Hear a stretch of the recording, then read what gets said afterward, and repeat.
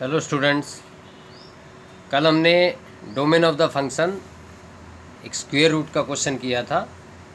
आज हम उसी तरह के स्क्वायर रूट की फॉर्म में जो पोलिनोमियल फंक्शन होता है हमारा, उसके कुछ और क्वेश्चन आप सॉल्व करेंगे आज के इस वीडियो में।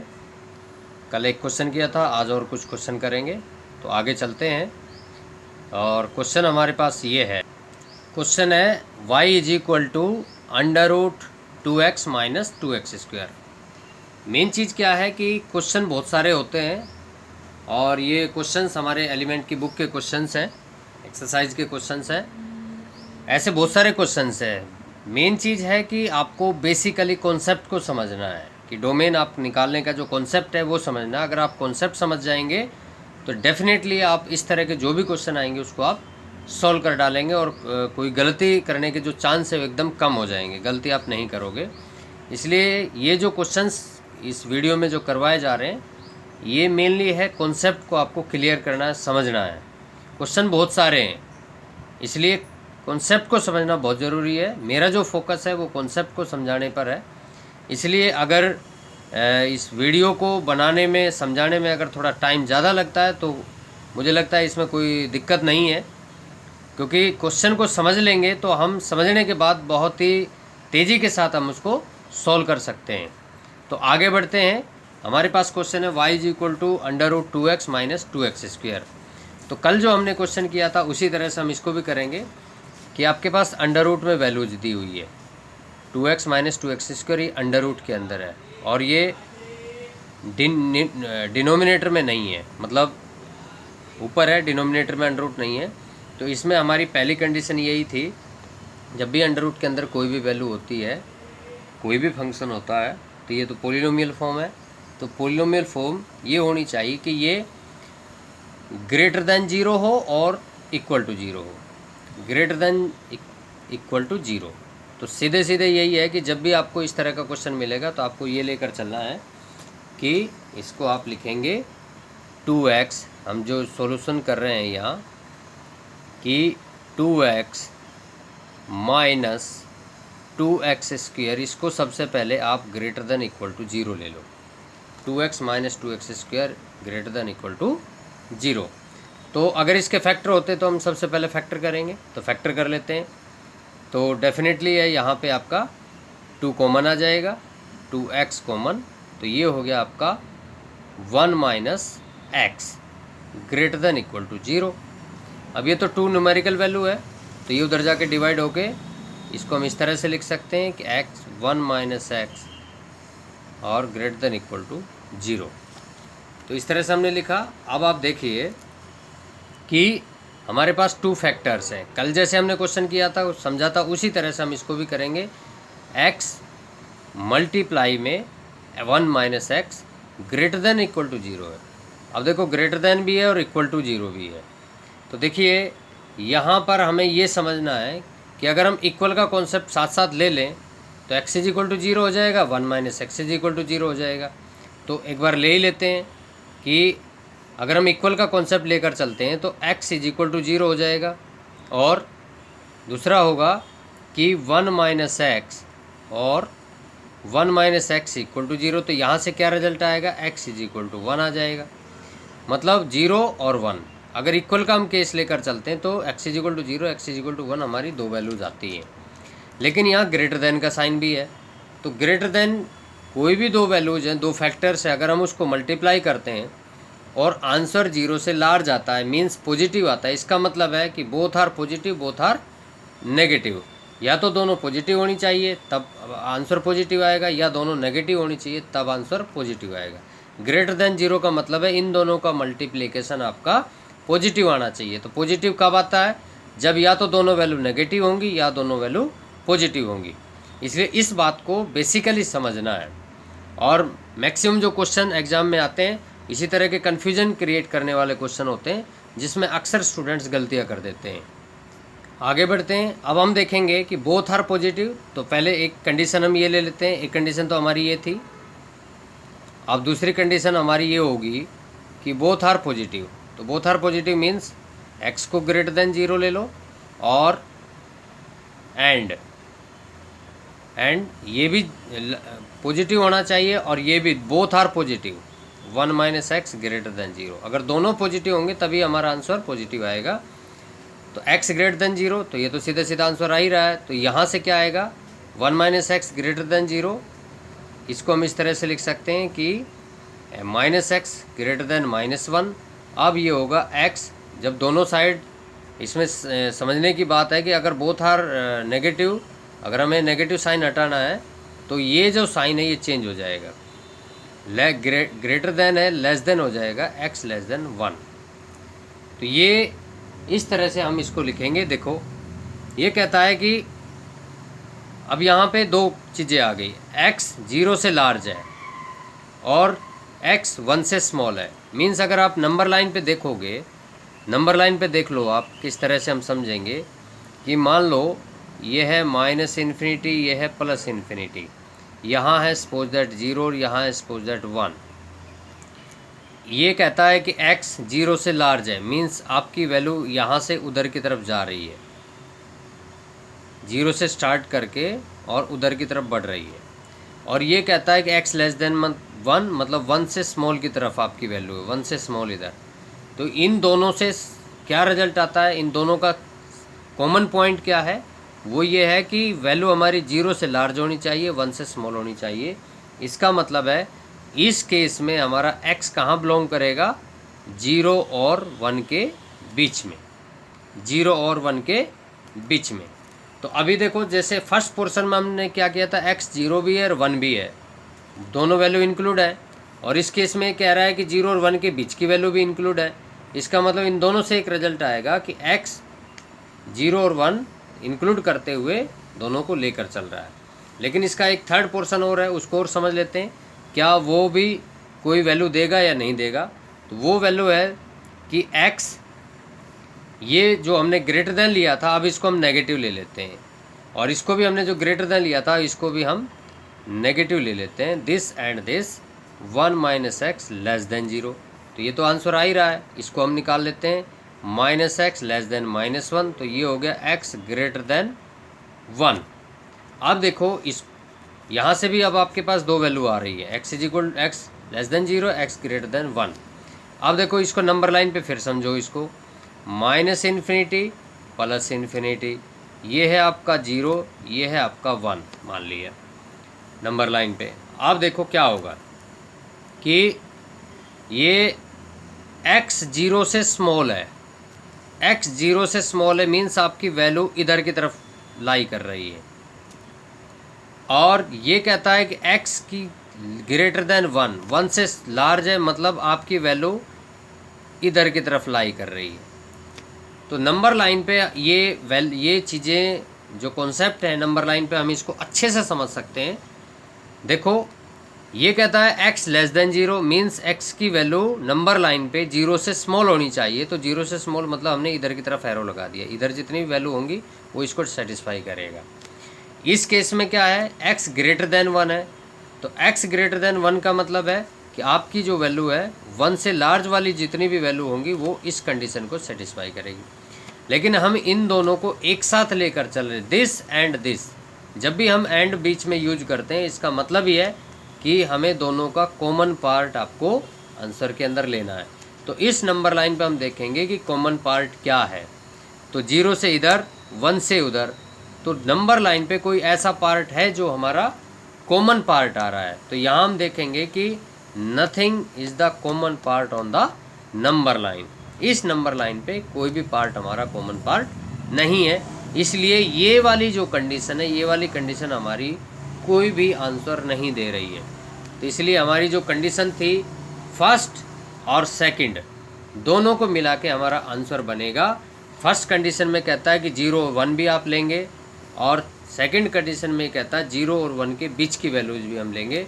तो यहाँ पर जो x की वैल्यू आएगी, हैंस करके आप लिख सकते हैं, हैंस ये आप लिख सकते हैं कि हैंस क्या लिखेंगे कि x 0 भी है और 1 भी है, और 0 और 1 के बीच की वैल्यू है। इसका मतलब हैंस x बिलोंग करेगा 0 और 1 के बीच में, और 0 और 1 इंक्लूड है। इसको हम बोलते हैं क्लोज इंटरवल। क्या बोलेंगे इसको हम, क्लोज इंटरवल। अगर हम ऐसे वाला ब्रैकेट लगा देते हैं उसको बोलते हैं ओपन इंटरवल। उसका मतलब है कि 0 और 1 उसमें इंक्लूड नहीं है। जैसे इस केस में हमने यहाँ जो लिखा है, ये जो लिखा है कि x बिलोंग टू 0 to 1, और ये इसको बोलते हैं ओपन इंटरवल। ओपन इंटरवल का मतलब है कि x 0 और 1 के बीच में तो लाई कर रहा है, लेकिन 0 और 1 नहीं है, उसमें इंक्लूड नहीं है, एक्सक्लूड है। और लेकिन यहाँ हमने क्लोज इंटरवल क्यों लिया, 0 और 1? इसका मतलब है कि x belong to close interval 0 to 1, मतलब 0 और 1 भी है और 0 और 1 के बीच की वैल्यूज भी है। ये हमने क्लोज इंटरवल इसलिए लिया था क्योंकि यहाँ ओपन इंटरवल, ये हमारा ओपन इंटरवल है, और यहाँ पर ये दोनों वैल्यू हमारी इक्वल केस में है, तो बीच की वैल्यू भी और दोनों इक्वल की वैल्यू भी, इसलिए दोनों को मिला के हमारा जो आंसर आएगा x बिलोंग टू 0 to 1, ये हमारे डोमेन है। तो इसलिए जो हमारा क्वेश्चन था √2x - 2x², उसकी डोमेन ये आएगी कि 0 से 1 के बीच में, 0 और 1 को इंक्लूड करते हुए 0 और 1 के बीच का जो इतनी भी वैल्यूज है सभी इस फंक्शन को डिफाइन करेगा, रियल वैल्यू देगा। इसके अलावा आप कोई भी वैल्यू लोगे तो आपको रियल वैल्यू, y की जो वैल्यू है रियल नहीं मिलेगी। तो this is the domain of the function. Square root की फॉर्म में जो भी हमारा पोलिनोमियल है उसको हम इस तरह से सॉल्व करेंगे। तो कल भी हमने इसी तरह का क्वेश्चन किया था, आज भी इसी तरह का एक क्वेश्चन किया है। आगे बढ़ते हैं। अब हमने एक और क्वेश्चन लिया है, y is equal to √3 - 2x - x²। इस केस में भी हम डोमेन निकालेंगे कि x की वैल्यू क्या होगी, ताकि y जो आंसर आएगा वो हमारा रियल आए। तो x की पॉसिबल वैल्यूज हम निकालेंगे। तो इसलिए हमें इसको भी एक उसी तरीके से सॉल्व करना है। जस्ट यहाँ आपको 3 के 3 पार्ट्स दिए हुए हैं, पूरा क्वाड्रेटिक पोलिनोमियल दिया हुआ है। तो किस तरह से सॉल्व करेंगे, कॉन्सेप्ट वही है कि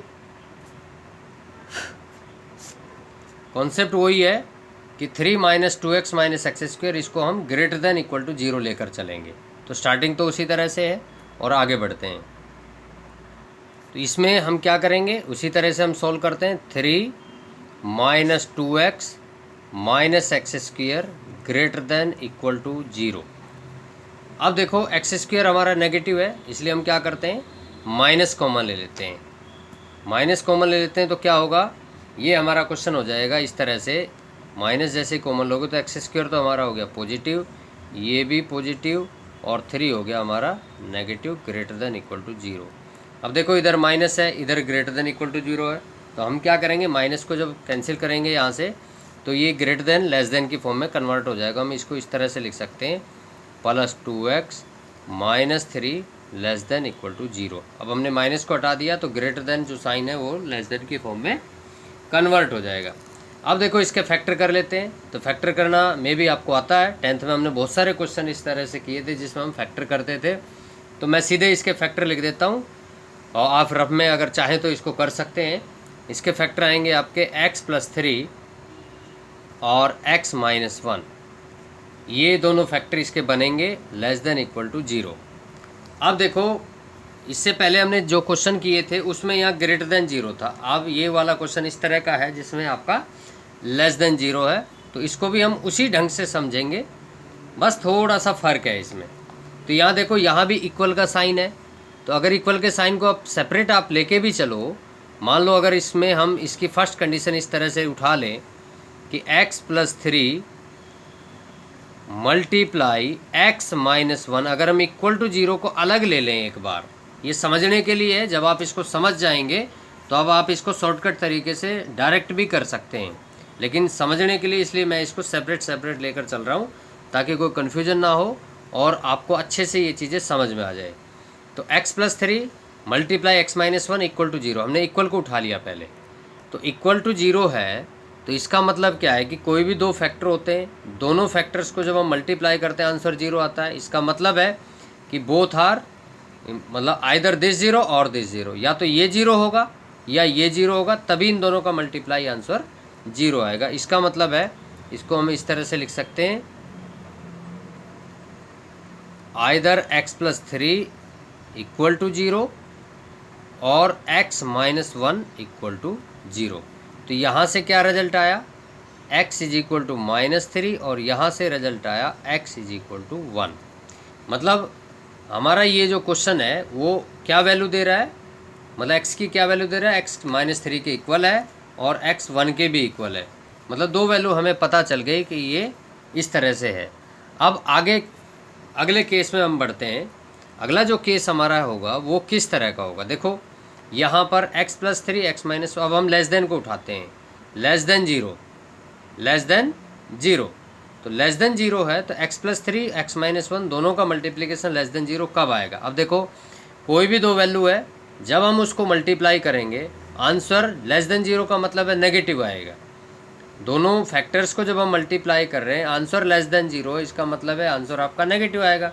तो कोई भी दो वैल्यू को मल्टीप्लाई करने पर आंसर नेगेटिव कब आता है, तो सिंपल है, कब आएगा, जब दोनों में से कोई एक वैल्यू नेगेटिव होगी और एक वैल्यू पॉजिटिव होगी।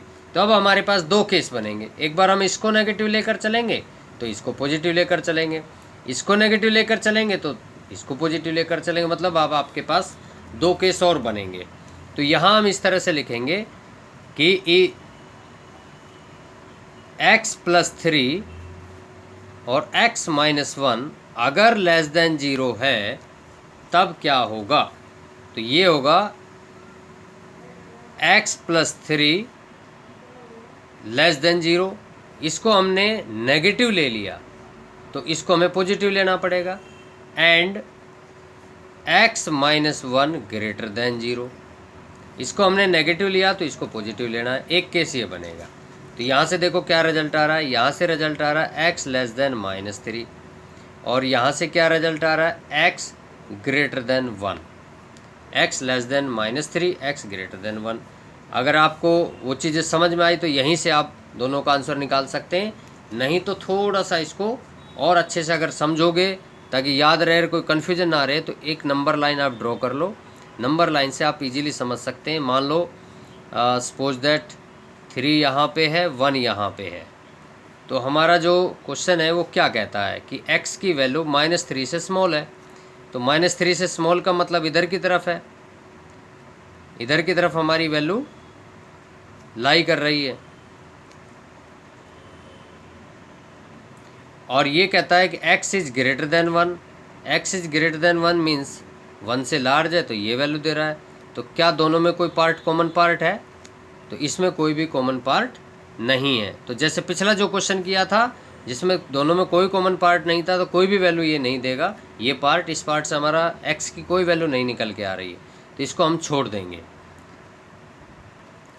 जस्ट इतना आप लिख दो, नो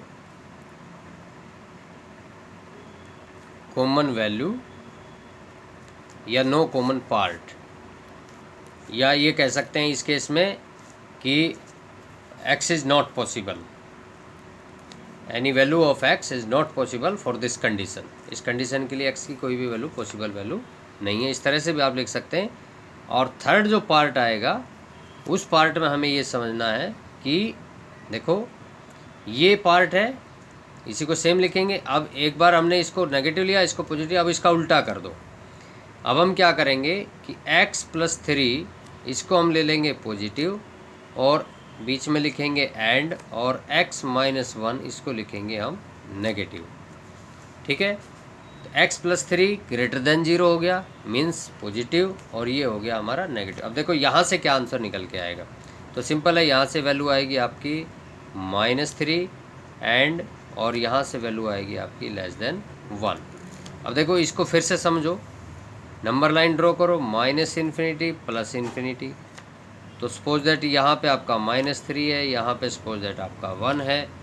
तो यहाँ इन दोनों को देख रहे हो, x -3 से लार्ज है, x is the large, x is the greater -3, -3 से लार्ज है, इसका मतलब -3 से लार्ज इधर की वैल्यूज की बात कर रहा है। ये जो बात कर रहा है वो -3 से लार्ज की बात कर रहा है, तो इधर हम शो करेंगे। और ये कहता है x इज़ लेस देन 1, तो 1 से स्मॉल की बात कर रहा है, तो 1 यहाँ है और स्मॉल की बात कर रहा है यहाँ पे। ठीक है, तो हमारे पास ये क्या कहता है कि -3 से लार्ज, 1 से स्मॉल, -3 से इधर, 1 से इधर, इसका मतलब ये this part is the this part is the common part, this part is the common part. तो यहाँ हम क्या लिखेंगे, x इज बिलोंग, क्या बिलोंग करेगा कि -3 से 1 के बीच की, हम अपने ओपन इंटरवल लिया है क्योंकि यहाँ इक्वल का साइन नहीं है, तो यहाँ ओपन इंटरवल लिया है कि x -3 से 1 के बीच में बिलोंग करेगा। तो अब देखो जो हमारी थर्ड कंडीशन थी वो ये कहता है -3 से 1, और फर्स्ट जो कंडीशन थी ये देखो यहाँ पे x की वैल्यू वो दे रहा है फर्स्ट कंडीशन में -3 और 1, तो इसको मिला के और थर्ड पार्ट में जो वैल्यू आई है इसको, इन दोनों को मिला के क्या आएगा, हमारा रिजल्ट आएगा वो हम लिखेंगे हैंस x जो बिलोंग करेगा, x बिलोंग करेगा भाई हमारा -3 और 1 इंक्लूड था और -3 और 1 के बीच की वैल्यू भी है, तो -3 और 1 के बीच का ये क्लोज इंटरवल बन जाएगा। ठीक है, जब आप इसको करना सीख जाएंगे तो इसको आप डायरेक्ट भी कर सकते हैं, ऐसा नहीं है कि इसका शॉर्टकट तरीका नहीं, इसका एक शॉर्टकट तरीका भी है, लेकिन वो तब जब आता है जब आपको ये सारे कॉन्सेप्ट अच्छे से अगर समझ में आ जाते हैं, तब उसको आप डायरेक्ट भी सॉल्व कर सकते हो। ना नंबर लाइन शो करने की ज़रूरत है, ना ये शो करने की ज़रूरत है, सीधा सीधा आप उसको लिख सकते हैं। लेकिन यहाँ इस वीडियो में जो पर्पज़ है वो पर्पज़ आपको शॉर्ट ट्रिक समझाने का नहीं है, आपको कॉन्सेप्ट समझाने का है। इसलिए अगर आप कॉन्सेप्ट समझते हैं तो ईजिली आप इसको सॉल्व कर पाएंगे।